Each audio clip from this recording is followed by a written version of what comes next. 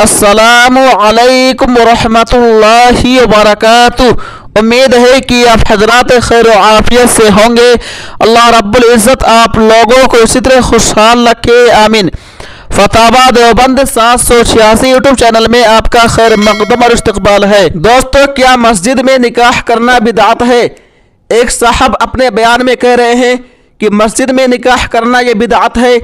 ये ना तो किसी सहाबी से साबित है, ना तो खुलफाए राशिदीन से साबित है, ना अल्लाह के प्यारे हबीब मोहम्मद मुस्तफ़ा सल्लल्लाहु अलैहि वसल्लम से साबित है, और न ही किसी हदीस से साबित है। आप सबसे पहले इनके बयान को सुन ले, उसके बाद हम दारुल उलूम देवबंद के फतवा को आप हजरात के सामने पेश करेंगे। ये इसको सुन्नत और मुस्तहब समझ के मस्जिदों में निकाह करना ये बिदअत है, ये गुमराही है, ये दलालत।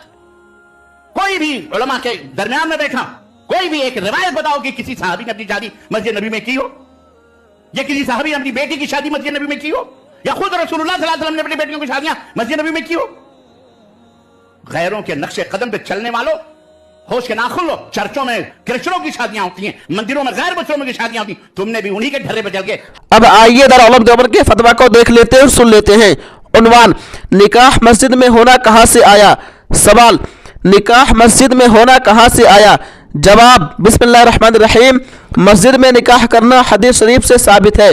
हज़रत आयशा सिद्दीक़ा रज़ियल्लाहु अन्हा की रिवायत है, क़ाल रसूलुल्लाह सल्लल्लाहु अलैहि वसल्लम आलिनु हाज़ा निकाह वजअलूहु फिल मसाजिद। हुज़ूर सल्लल्लाहु अलैहि वसल्लम ने फरमाया, निकाह का ऐलान करो और निकाह मस्जिद में किया करो। वल्लाहु ताला आलम। दारुल उलूम देवबंद। उम्मीद है कि आप लोग मुकम्मल वीडियो देख लिए होंगे और दारुल उलूम देवबंद का फतवा भी सुन लिए होंगे।